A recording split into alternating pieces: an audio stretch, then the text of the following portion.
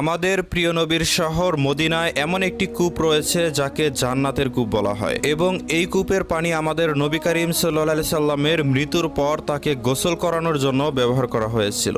সুবহানাল্লাহ। এই কূপের নাম হচ্ছে বীরে গার্স। এটি মদিনা থেকে 4 কিলোমিটার দূরে অবস্থিত।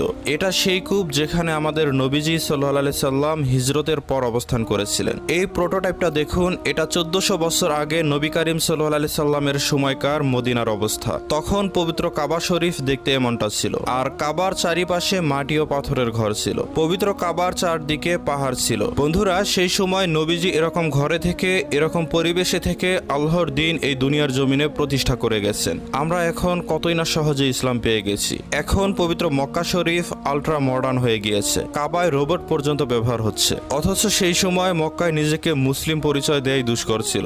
আমরা আমাদের রাসূল ও সাহাবীদের জন্য অন্তরের অন্তরস্থল থেকে দোয়া করি এবং